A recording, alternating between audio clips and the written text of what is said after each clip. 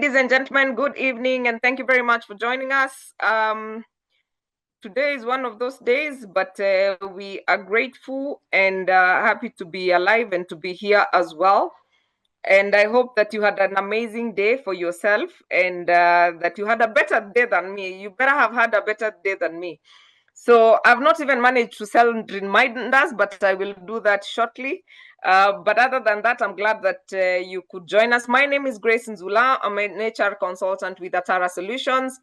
Atara Solutions is a HR consulting firm that focuses on recruitment and talent selection. We also offer what we call HR consultancy, job evaluation, HR audits, review and updates of your policies, and we also support you in salary surveys. We also help you organize your organization or other organization restructuring. We offer what we call HR manager outsourced for organizations that are looking to outsource their HR department.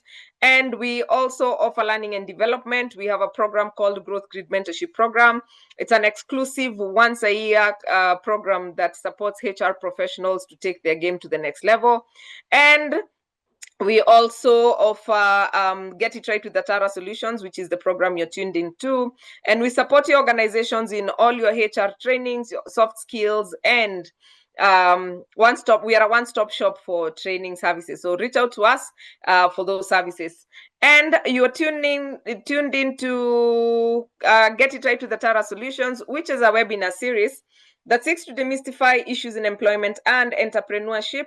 We have been doing this since 2020, and we have had quite an amazing time, and you can visit our YouTube channel to get to catch up with what we've been doing. And of course, we are here with my co-host, Mr. Richard, who I will allow to introduce himself. Akiwa pale Pwani. For the Ugandans, Pwani is Mombasa. Good evening, ladies and gentlemen. I am in Mombasa to do a few things here and there. I am delighted to be here to listen to what Yvonne asks to tell us about artificial intelligence. My name is Richard Magoma, and I train people in public speaking and interview preparation. But today we want to look at artificial intelligence and the hallucinations that accompany artificial intelligence. Thank you very much, Grace. Thank you, Richard. And of course, happy to have you.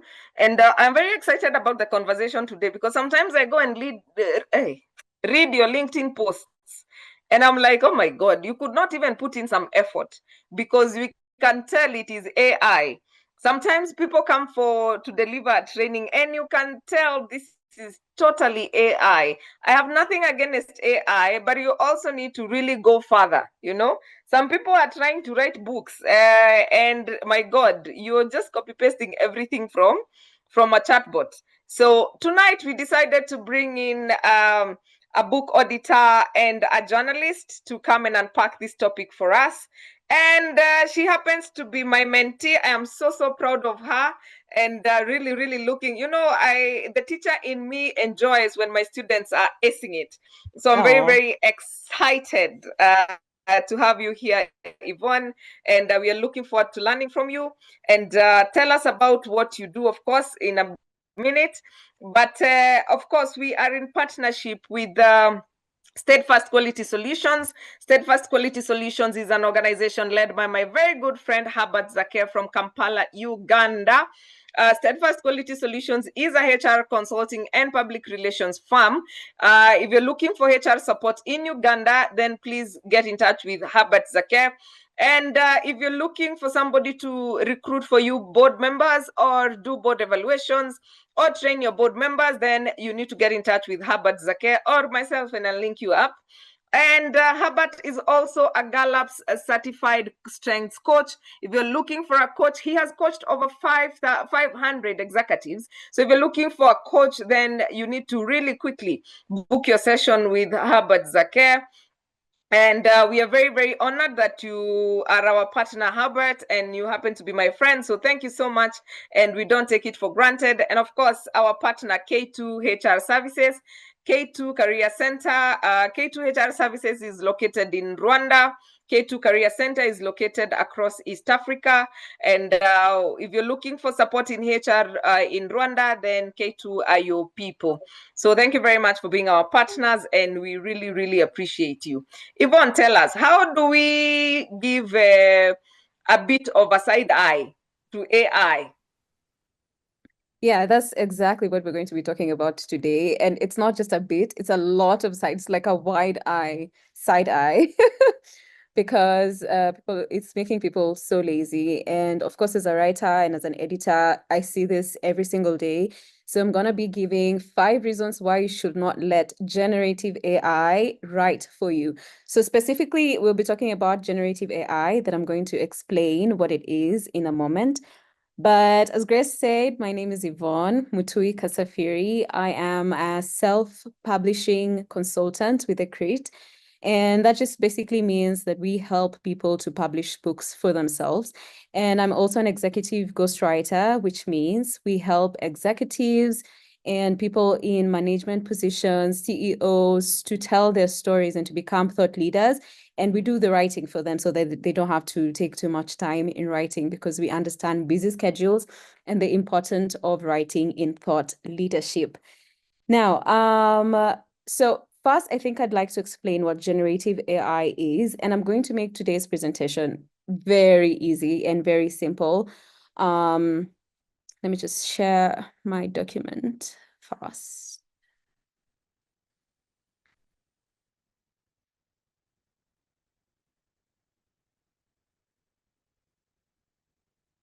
Just a moment. Yeah, so generative AI is basically AI that creates brand new content.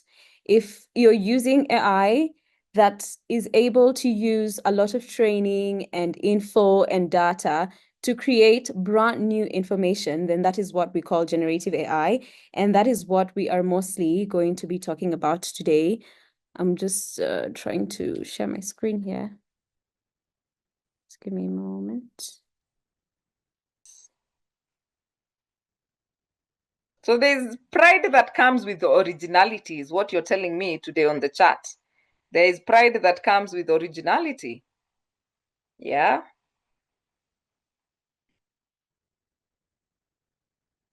So Yvonne is going to tell us how we can sound original while still figuring or using this AI. Go ahead, Yvonne. Thank you, and thank you for waiting. And you guys are so right. It is so obvious when it's AI, and it is so disappointing when someone has just used generative AI to just write something that is supposed to be important, or even a love note, or a love letter, or a text, or a breakup text. It can be disappointing either way. But I spend a lot of my time at home. So when I was looking for a way to start this webinar, I thought of what would be the best way to describe the feeling of reading something that has just been generated by AI. So I came up with these 2 photos. And this first photo is the house of Kim Kardashian and her former husband, Kanye West. What is the feeling you have when you look at this house? It's plain, it's unwelcoming, it almost scares you, yeah? How do you feel when you look at this house? It is not welcoming at all. But then compare that to this house, which these are different houses they just got from Google. It feels so different, doesn't it? It feels warm, it feels welcoming, it's colorful, there's some intention with the colors that have been used, with the furniture that has been picked. And this is what it feels to read something that has been written by a fellow human being. So let's talk about 5 reasons why you should never let generative AI do your writing for you. And as I said, generative AI is basically AI that can come up with brand new information. We're talking about ChatGPT, Gemini, Claude, all of that. Number 1, you lose your reader's trust. And yes, as some of you said, we can tell it is AI. And it's not just the M dashes, it's not just the hyphen, it's not just the long lines. Like we've seen information generated by AI for so long and so much that we can instantly identify it, even with our subconscious. It's the same way, like as Grace said, she's been mentoring me for 5 years. I know the way she talks. Like she's gonna text, I know how Grace Nzula talks because I've been able to interact with her for so long. It's the same thing with AI. We've interacted with it for so long in speeches, in letters, in social media content, that right now it is so fast. It is so easy for us to catch what AI is and what has been written with AI. So if I can tell that your work was written with AI, then I don't trust you because you did not put any effort. You did not take your time. That is what is going through my mind. My mind is not saying, maybe they were just busy or they were just using it as a tool, as people say. My mind is going to tell me that I cannot trust you with the work that you are doing because you did not put your time. And so there's someone who says it so well. His name is Patrick Gailey, and he's an investigative journalist. And he says, if you use generative AI to produce content, you've deemed it not worth your time to write. You're too important and too busy to actually take the time to write the thing. So you got a chatbot to do it for you. If you don't think it's worth your time to write it, why on earth would it be worth my time to read it? So I think that is something to really think about. Number 2, you're slowly but surely putting your brain into deep slumber. I don't know if you've noticed this, and it happens with so many of us. The moment you get a task, your first thought is not, oh my goodness, I need to take a pen and paper and just write down everything, all the ideas. I need to sit down with my friends or with my workmates and just brainstorm. Your first thoughts, the first thought that comes to your mind is generative AI. I'm going to throw this on ChatGPT and it's going to give me some ideas. What are you doing to your brain?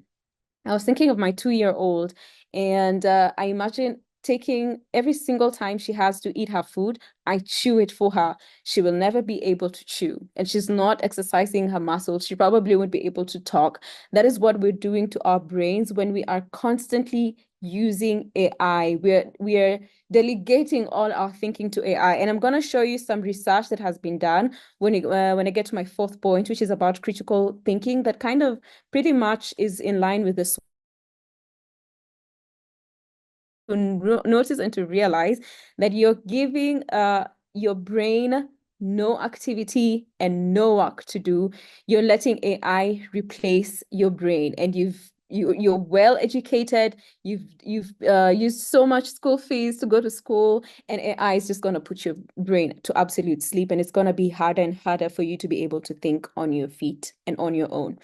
There is a columnist for the New York Post, and his name is Bret Stephens, and he says, the problem with writing with AI is that it's mentally enfeebling. An escalator toward a result when you really need to make a daily habit of taking the stairs. As it becomes ubiquitous, it undermines not only our individual ability to write, but also our society's collective ability to reason, a culture's inner capacity to create, and everyone's reason to care. I think that goes back to what the previous journalist said when he said, why should I care about it? If you didn't care enough about it to write it yourself, then why should I care about it? Number 3, and I think this for me is very important because you don't know what you don't know. You use AI for everything, and it gives you the illusion that you actually know stuff that you don't.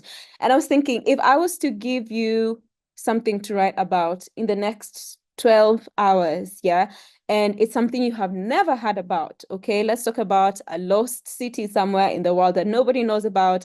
We're just doing a brand new research. What is the first thing you're going to do?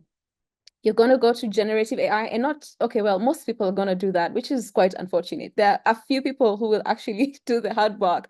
But right now in this generation and with the kind of environment that we have, most people are just going to go to generative AI and generate a whole document about whatever topic it is. So that gives you the illusion that you actually know something when you really don't. Because how did we used to do it before? Well, way before, people would go to libraries and they would read thousands of books. And then thankfully, Google came, and now we have access to so much information. And we would read and read through articles and learn new things and trust that our brains are able to learn all those things and put it down in a document. But now, generative AI is able to just speak all this information from wherever and put it into one document, and that gives you the illusion that you don't know whatever it is that you're talking about, although you're gonna feel like you do because you present the work as if it is your own. But AI gives you an illusion to think you know stuff and you understand things that you probably don't. Because if you don't do extensive research and good reading, you probably don't know what you're talking about. There's this Instagram post that I pulled, and I had to show you the reactions over there. How many people agree with this post? This tells you what a majority of people think about generative AI. In as much as we're saying, yes, it's a new world, it's a new thing, this is what we're going to do, young people are actually not really liking generative AI that much. So this creator said, AI is popular because it gives dumb people the illusion they are smart and uncreative people the illusion that they are artistic. Ouch. That's a bit harsh, yeah, it's a bit hard, but know something that you probably don't really know about. Number 4, AI will destroy your credibility. Now, this is one of the things we don't really think about, because you see that car warning, Chini, Apple, you see that car warning that says AI will make mistakes, and you're like, yeah, whatever. And you write that report and you create that presentation, you create that proposal with AI, and you do not review anything that it has researched on, any sites that it has linked. And it is said to actually make 45% mistakes. This is a research done by BBC and the European Broadcasting Union, and it showed that around 45% of queries to ChatGPT, MS Copilot, Gemini, and Perplexity produce errors. 45%. That is almost 50-50. A 50-50 chance that you will embarrass yourself, embarrass your company, embarrass your organization by quoting the wrong thing because you only use generative AI to create. It also does not cite sources, or oftentimes cites them wrong. So I'll show you what BBC said here. They said, examples are quite astounding. The AI incorrectly answered, "Who is the Pope? Who is the Chancellor of Germany?" And in response to the question, "Should I be worried about the bird flu?" Copilot claimed a vaccine trial is underway in Oxford. This source was for a BBC article from 2006, almost 20 years old. That is insane. And this tells you how much AI and generative AI can ruin your credibility in an instance. Because if it gives a citation that is so old, that is not relevant, or that has over time been proven to be false and is not relied on anymore, then you're in trouble. You're in trouble, and you lose your credibility as a person, as a thought leader, as an organization, as an HR manager, whatever it is that you are. It is so easy to lose your credibility if you do not put your mind to it. There's a video here by a gentleman known as Ronnie Cheng. I don't think I'll be able to play it, but he's literally giving a speech, a commemoration speech at a college, and he's telling them to get rid of AI. And that is like one of the few ones I've seen, because most people are saying embrace AI, this is what we're going to leave. But Ronnie Chiang, and he got so many views and so much attention for saying this. He was telling students, it is your role, it is now your responsibility to use your brain and get rid of AI. Do not let AI take over your work, take over your school. And that was really, I wish I could play that, but I won't play it today. Finally, writing is thinking. Critical thinkers hate generative AI. And I think before when I was talking about critical thinking, you don't know what you don't know. What I forgot to mention is you become artificially intelligent. That is what people are calling it right now. Artificially intelligent. You don't know anything. You think you know so much, but the truth is you know almost nothing. But AI has, generative AI has given you that illusion that you know so much, but you don't. For as long as you're not using your brain to think, you don't know. And I know that can come off as harsh or probably is a little bit untrue because you're like, I know, but I know all these. I've used generative AI and it has taught me. No, it hasn't taught you. It has enabled your mind to be lazy. So research has shown that generative AI inhibits critical thinking. And this actually, as a parent, I get worried about the future generation that is coming. Because if right now we get lazy and are constantly using generative AI to come up with content, what will happen to our children? They will not be able to think critically. They will not be able to come up with brand new ideas, to have their own ideas. And it's going to be a terrible world that I really do not want to live in. It makes you over-reliant, mentally lazy, and eventually incapable of thinking on your own. And I know there is a kind of a spectrum. There are people who use generative AI a little bit, and the people who use it a bit too much. And then the people who are just moderate, they use it once in a while. But each of these has consequences, because the more you do it, the more you become the more you rely on it. The more you use it and you're like, oh my goodness, I finished that task in 30 minutes and it would have taken me 3 hours or 3 weeks. It makes you more reliant on it, and that is harming your brain, and it is harming your critical thinking. There's some research that has been done by Science Direct, and I'll just read this. They say, however, talking about generative AI, and they start with a bit of good that has been done by generative AI. But then they say, however, this convenience brings growing concerns about students' cognitive development. So you can imagine most research right now is being focused on students because generative AI has become a menace in the universities right now. So they say scholars have cautioned that excessive AI may promote cognitive offloading, reduce critical evaluation, and diminish independent thinking over time. Cognitive offloading is the use of external tools to store or process information, thereby conserving internal cognitive resources that you're not using your brain. While such strategies can enhance efficiency, habitual reliance on AI tools may lead to cognitive inertia, your brain being completely inactive, a reduced tendency for reflective thinking and analytical reasoning. What kind of a person do you become if you cannot think critically through a situation, through something? If you outsource your thinking constantly to generative AI, what kind of leader do you become? What kind of wife, husband, mother, sister, lover do you become when you are constantly outsourcing your thinking to generative AI? It can be quite sad. So think outside the box. Just write badly, write garbage, pour out your heart and write madness. Challenge your brain to think deep and think wide. Don't deny your brain its purpose. Just think. Fikiria. I had a lecturer in Daystar who always told us that fikiria all the time. So just think and read and read and read widely and read hard things and write till your fingers hurt. And then when you're done, find a fellow hardworking, intelligent, skilled human to edit for you. Think outside the box. Because even sometimes when we're done writing, the first thought is, oh, I'm gonna use AI. I'm just gonna use AI and it's gonna do all the working for me. No, just write. And you don't have to be an expert to write.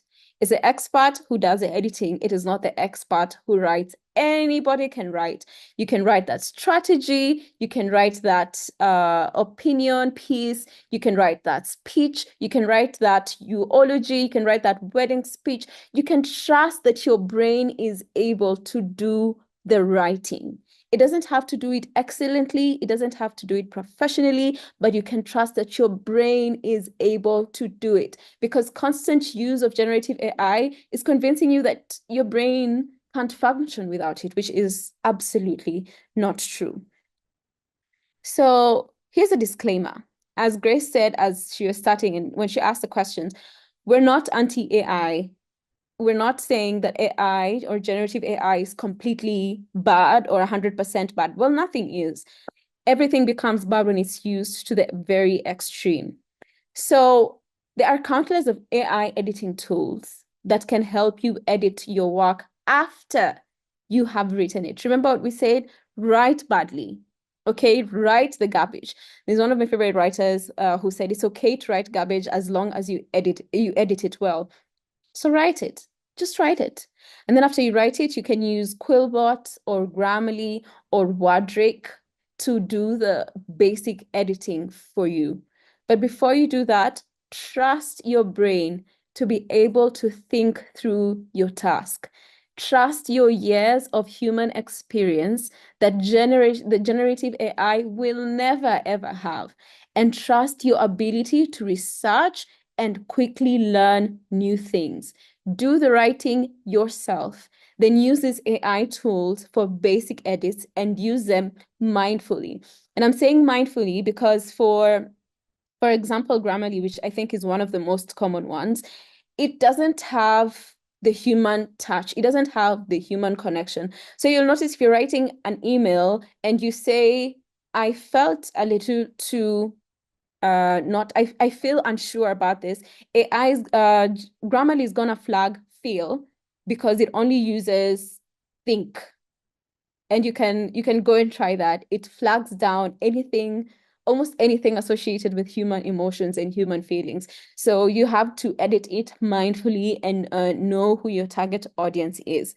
But then the best thing to do when it comes to writing, after you have written it yourself and it looks like garbage to you and you're tempted to just generative AI it and just take the shortcut, you can always get an editor.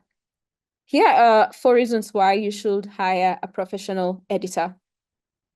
Number 1 is a human touch. So my work has really evolved over time, because before I'd get the human written work that's like 200 pages and it has a lot of grammatical errors. It needs a lot of copy editing and developmental editing. But right now, I'm getting a lot of manuscripts that have just been generated by AI. And my work has become now to humanize it, to humanize generative AI work, which is actually really, really difficult, because editing human work is easy. I'm editing a fellow human's mind. But editing generative AI work is like editing perfect work that just doesn't have a soul. It doesn't have a human touch. So as editors as well, we do edit generative AI work to make it feel human, because no, when you go to generative AI and you tell it to humanize this text for me, it doesn't know how to humanize because it doesn't have a soul. It doesn't have the experience that you have. It can only copy here and there some human languages, but it cannot humanize. So do not be deceived. AI cannot humanize itself. A fresh and objective pair of eyes, using another human being is actually so much better than just using generative AI, because it will help you with the experience, with the expertise to see another perspective. And of course, professional expertise, as I said, it's your job to just write your garbage and write it well or write it badly, and then you give it to an expert who will do the editing for you well. And then it also saves you frustration, energy, and time. And I think I'm going to add here, I walked into Textbook Center a few weeks back, and I just took a random memoir, a Kenyan memoir. I just picked one. And the first page, I could tell it was just generative AI. And I saw like how much the book was being sold for. And I was like, I am not going to buy this. I'm not going to buy work that's been written by generative AI, because how can I trust that even this is your story? How can I trust that you are being honest with me? How can I trust that you care about me as your reader to be very honest with me and to give me a story that actually connects to my emotions, because generative AI does not have that. It cannot connect to people's emotions. You can also hire a ghost. And a ghost is what I said we are called ghostwriters. It's people who write on behalf of others, but give you the full credit. They're just called ghostwriters because nobody will ever know. But it's a trend that is actually really coming up in Kenya, and people are actually writing also for international audiences and for international authors. So many of the books you see on your shelves actually were not written by those people themselves, especially the top guys don't have the time for that. So they hire ghostwriters to do the writing for themselves, hire ghostwriters to do your speeches. You can hire ghostwriters to do your blog articles. You can hire ghostwriters to do the thinking and the writing for you, because generative AI is not the solution. And with that, I have come to the end of my presentation. If you have any questions, sorry, one more thing, more materials for your review. If you are a writer, you can read The Unintended Consequences of Generative AI by Insed Knowledge. If you are a writer as well, you can read Generative AI is a Devil, Why Generative AI is Bad for Writers by Read, Write, and Create. And then The Dark Side of Generative AI in Higher Education. This is for parents, teachers, anybody involved with young people. It's a very, very good research article by the East African Journal of Arts and Social Sciences.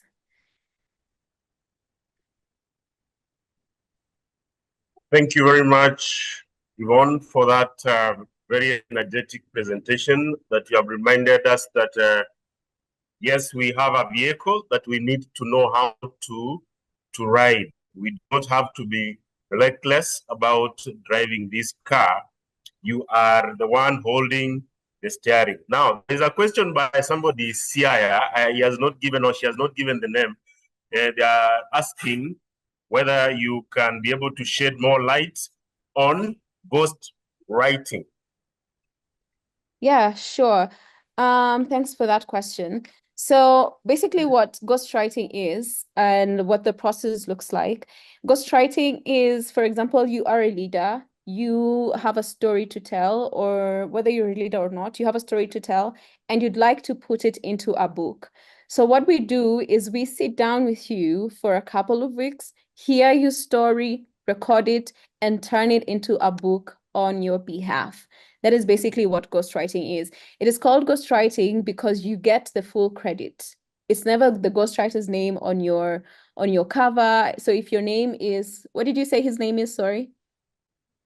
He has not given, or she has not given the name. They are only called Siaya Company. Okay. So for example, if your name is Siaya Company, that is what is going to be on the book. That is, the full credit is going to be yours. The ghostwriter's job is to just write the book on your behalf. Yvonne, you need to define who a ghostwriter is. They are confusing ghostwriting with AI.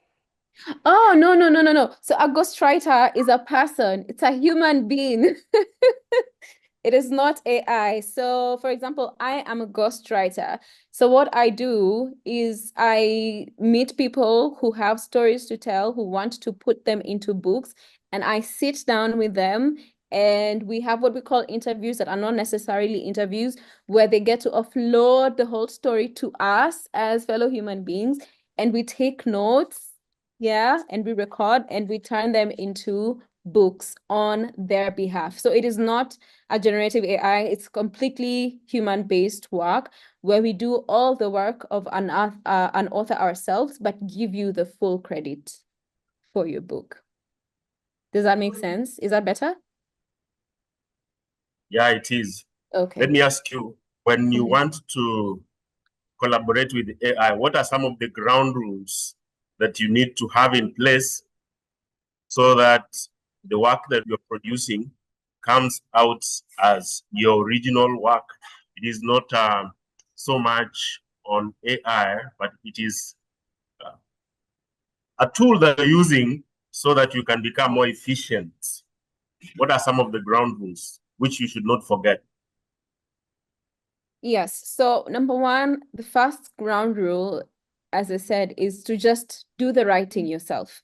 If it's coming up with the ideas, come up with the ideas yourself. Just try not to use AI to generate the ideas, and do the writing yourself. Even if it's just mapping out whatever it is that you're going to be writing about, use your thoughts and map that out so that it's not generative AI coming up with all the information, because then you're not activating your brain, you're not using your brain. I think the best way to use AI is in editing only, and not in writing, not in generating writing. So you do the writing yourself, and then you use AI to just do the editing. Does that make sense? It does, yes. It does. I cannot see questions. There are occasions where I have seen where AI claims to have written articles, but it is not the one that there are people who write so well until AI claims credit for it. That how do you convince people that I'm the one who has written this and it's not AI? I'm sure you have encountered as a professional person who is deep down into AI, where AI claims to have written a piece, and actually it is not the one that has written. Yeah, actually, that has become a serious problem even in the publishing world. There are 5 very famous books that have been pulled off the market because of claims of using generative AI. And because, the thing with generative AI is that it's copying our styles of writing. It's been trained by fellow human beings. So that is why it's so easy to get those claims of you use generative AI. I don't know if I'm the only one or it is Yvonne. Grace, you can help. I have lost Can you hear what me? she has said. Come again, Yvonne? Oh, you didn't hear me? We've lost Richard.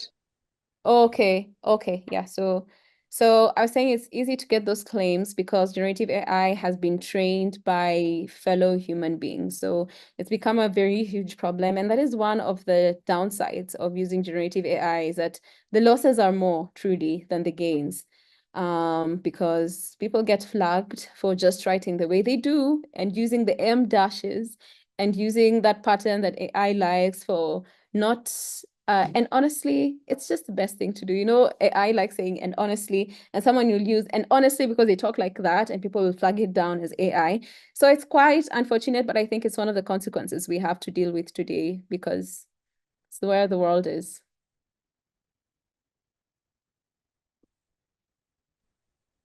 Very, very interesting. I see some comments on the chat. Rachel says, what is the difference between a ghostwriter and a generative AI? In my view, it is almost the same, just that one is human and the other is not. Please provide more guidance on this. So, first of all, generative AI cannot do ghostwriting work. It will not tell your story the way and I've seen so much work, actually what you're saying, I've seen so much work that people have just generated their memoir with generative AI, and then we have to go back and add the human touch and the human soul, which is a lot more work than just writing from scratch. So generative AI will not sit down with you, understand your story, hear out your story. And for example, what you do at ECREAT, we don't tell linear stories. We like to start with the most interesting part of your life and then go to another part of your life and make it interesting for the reader to read. Generative AI will not do that because it doesn't have human experience. It doesn't know what it is to be human or to live in the real world. So it might give you a document, yeah, but it will not give you a good memoir. It will not.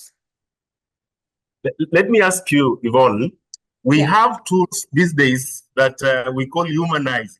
They humanize what you're writing. So people will do a lot to dodge original work. Comment on that. There is the aspect of using AI to humanize what somebody has written. Yeah. So AI humanizing is a scam. It doesn't humanize. And I want you to go and do that experiment even for yourself. It's just going to try and copy a kind of more feeling, emotional kind of way of writing, but it's still AI, but it still sounds AI.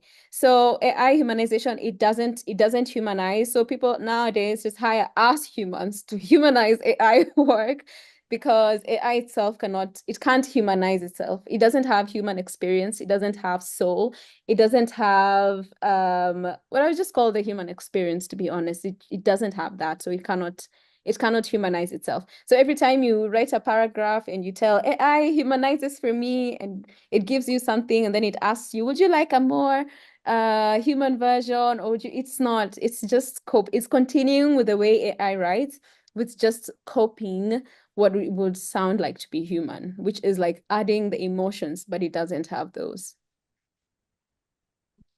I was attending a particular talk, and one of the things that came out, yes, as I said from the onset, that AI is a vehicle and you have only to use it well. There are certain principles that you need to have. For example, how do you create proper prompt engineering so that you get the best out of it? Even if you want to create your original work, you must have certain principles in mind. For example, how do you create proper prompt engineering so that you reach your end results? I don't use AI to create things for me, so I wouldn't be the best person to answer that question. Mine is, I love to create the things myself and just use AI to edit. Because if you go online, actually, you can find 10,000 lists of prompts that you can use to make AI do something for you. And every other time, what you have is gonna always look like someone else's. If you create a proposal and you have the perfect prompt for it, and you didn't use your brain, and you didn't think, and you didn't brainstorm with fellow humans, it's always going to look the same, and it's always going to have a lot of mistakes, especially when it comes to citing, when it comes to its presentation, when it comes to every sentence insisting upon itself. Every sentence wants to be the one, and there's no that nice flow of thought. So that is what generative AI does. That is why I'm insisting on just using AI for editing and not for generating content. Which one can you recommend? I'm not saying that you market a particular application. Yes. Which one have you found to be more accurate, especially when we're talking about accuracy? When you are editing your work, which one tends to be more accurate? Yes, that's a very good question. Quillbot tends to be quite good. Quillbot is Quillbot, and I don't think it's not as expensive as Grammarly, and it doesn't flag down a lot of what Grammarly flags down. But I think Quillbot is truly one of the best ones I can use. But generally, artificial intelligence with good ground rules is the future of work. Grace, do you have a question? No, Richard, not really a question, just that this is very, very interesting. And I see Siaya saying, how do you verify this is human and AI reports from an employee? You don't have plagiarism tool to vary accuracy. I was about to answer, but I realized we have Yvonne. Yvonne, go ahead. No, you can go ahead and answer, and then I will add to what you say. No, I think for me, it's not the lack, or rather the not using the AI. It is also not using your brain with the AI that I have a problem with. So it's not about people not using AI entirely, because this one is totally with us. And to be honest, it helps. But again, it also requires that you put in your brain at the same time. Yeah. Yeah, 100%. So actually an easier way to find out whatever task it is, that you've given your employee to do, and you have a feeling it might have been completely generated by AI and no thought put into it, put the same task into your generative AI and see the results it gives you. And try that like twice or thrice. And if you see similarities, like I said, it doesn't have any new information. It just doesn't. So if you see, oh, this looks pretty much the same as this, then you know your employee completely just used generative AI without using their brain.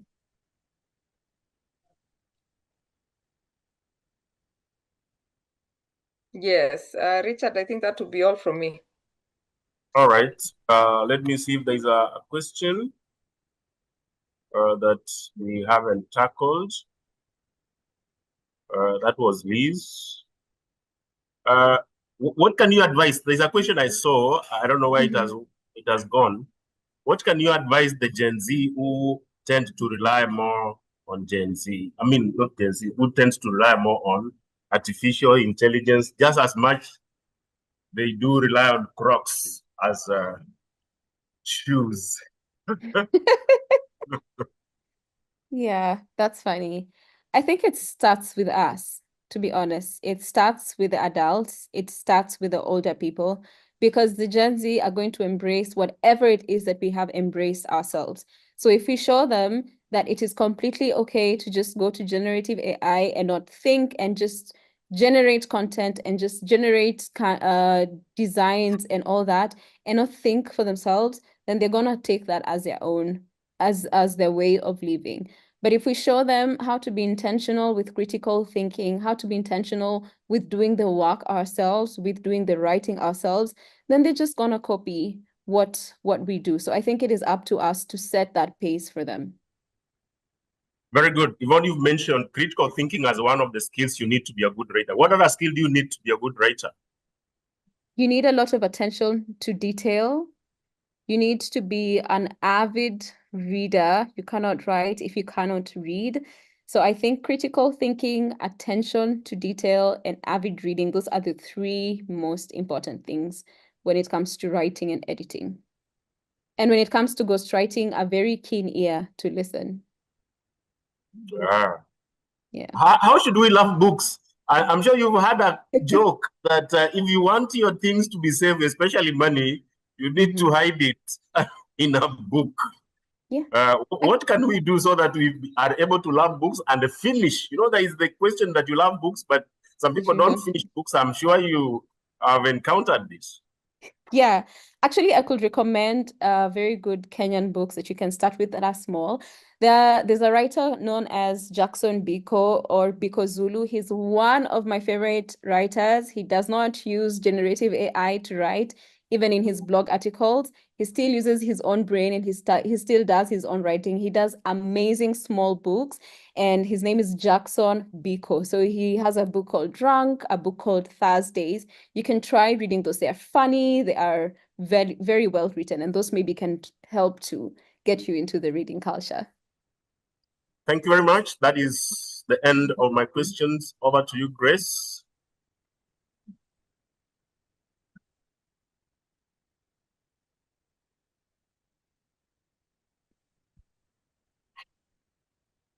All right. What is your parting shot? What is it that you do not want people to forget? Generative AI will make you very lazy. It will kill your brain. It will kill your critical thinking. It is not making you a better writer. It is not making you a better leader. It is making you a lazier one. So use your brain, think through whatever it is that you want to do, whatever it is your task is, and use as little of generative AI as you possibly can to preserve your brain. Yes, ladies and gentlemen, you've heard it. Yeah. That don't let your brain go to that rusting mode because of reliance on outsourcing your thinking capacities to machine. Grace, you have something to say? No. I was going to say thank you, actually. I was going to, yeah. Very good. If you're ladies done, I can. Over to you. All right. Thank you very much, Richard.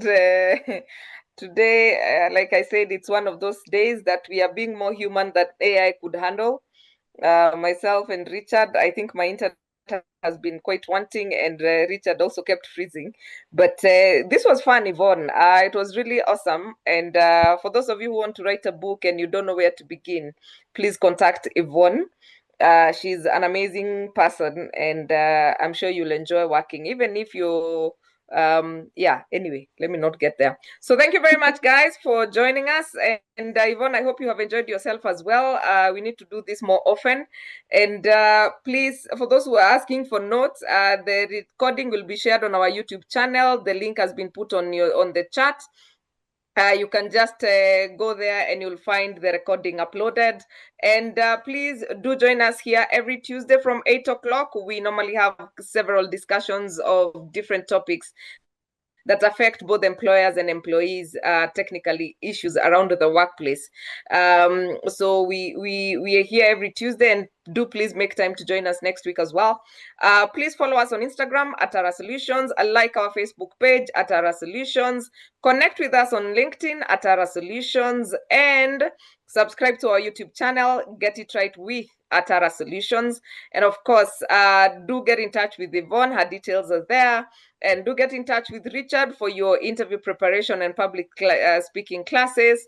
And of course, from Atara Solutions, we appreciate you. Please join our WhatsApp group. The link has also been shared on the chat to know what we are discussing next. And you guys have a lovely night. See you next Tuesday at the same time. Enjoy your evening. Thank you, Yvonne. Thank you as well. Thank you for having me. All right.